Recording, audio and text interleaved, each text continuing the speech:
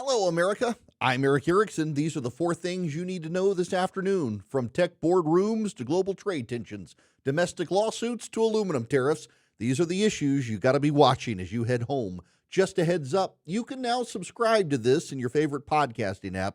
Just search for Four Things to Know This Afternoon. First up, we've got to go to the White House where the president and corporate leaders are meeting.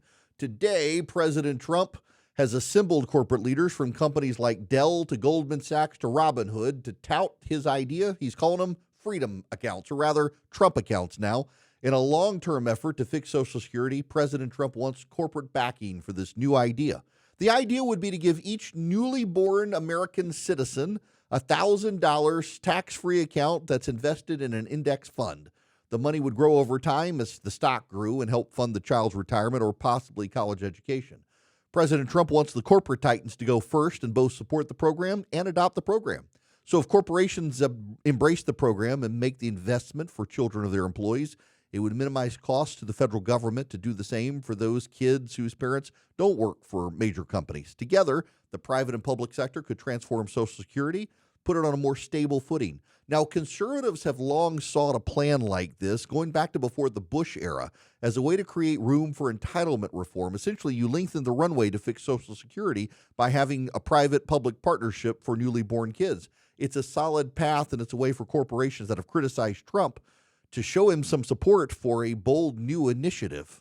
Up next, tariffs, steel, the rising cost of living. Two stories today spotlight this. The aluminum premiums in the United States have hit record levels, and canned good prices are climbing sharply due to the steel tariffs.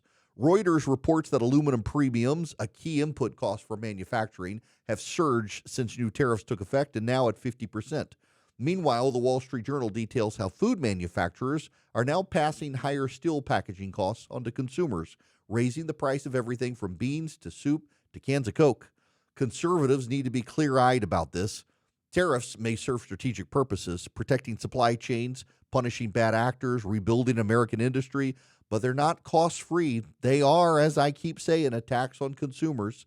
And when tariffs are applied too broadly or too abruptly or even too much, they disrupt markets and punish the very Americans they claim to be helping. There's a smarter way to do this. Targeted tariffs combined with the regulatory reform and domestic production incentives can build resilience without crushing the middle class. But slapping tariffs on raw materials across the board isn't an economic strategy. It's just a political signal, and the signals don't pay for groceries. We've got to be vigilant. If Trump wants to protect American industry, great, but let's do it in a way that doesn't spark price hikes that hammer working families. Conservatives need to remain the party of market accountability and taxpayer stewardship. Up next, we've got to move on because, well, we've got China to contend with, but before we even get to China, we got to go to California, which are the American communists. In a legally aggressive move, California has decided to file suit against the Trump administration for reasserting federal control over National Guard units within the state. Now, here's what this is really about: sovereignty and federalism.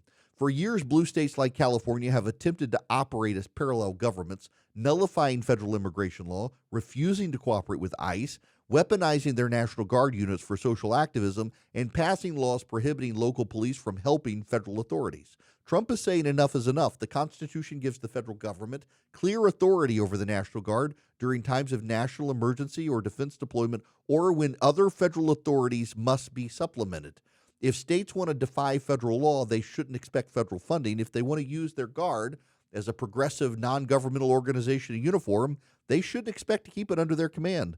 The lawsuit, like many others, it's a political stunt dressed up as civil rights litigation, and frankly, the law is on President Trump's side, even if a local federal activist judge says otherwise.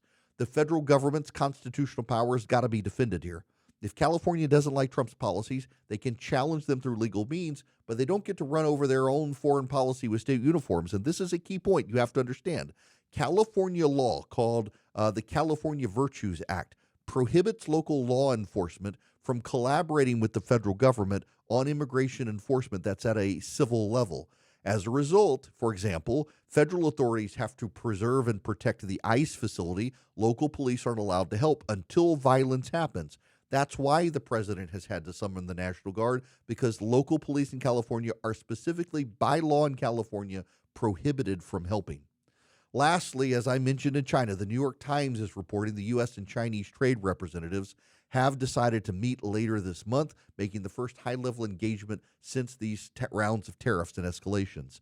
The meeting comes at a critical moment. Supply chains are beginning to shift. Manufacturing is beginning to decouple. The global economic order is beginning to realign. And Donald Trump has made it clear China's not a partner, it's a rival. Any future economic agreement needs to reflect that reality. Here's the conservative perspective on this. Engagement should be conditional. The Chinese Communist Party lied about COVID. It has stolen intellectual property. It's militarized the South China Sea, and it's supported Russia's war in Ukraine. We don't owe them an open market. We owe them consequences. Trump is right to leverage American strength, but here's the nuanced part of this.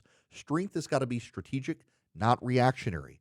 We should negotiate from a position of strength and bring clarity. Our goals should be economic independence, not perpetual confrontation. China needs access to our markets more than we need theirs.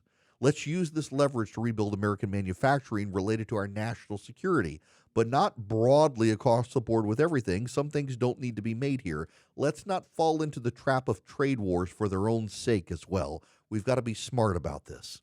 Now, in closing, here's what we've got. The big takeaways this afternoon. Trump is calling for corporate CEOs to help with his economic plan, including something he's calling Trump accounts. Tariffs are raising aluminum and food prices. If we're going to use them, we need to be precise, not punitive to the American consumer. California is suing Trump to keep control of its National Guard, but federal authorities have got to uphold national laws that allow Trump to mobilize the National Guard. And U.S.-China trade talks are resuming. Let's engage, but on terms that reflect our strength, not global nostalgia. This is 4 Things to Know this afternoon. I'm Erick Erickson. Be sure to like, subscribe, share, and get the podcast. Stay grounded, stay informed, and as always, keep the faith.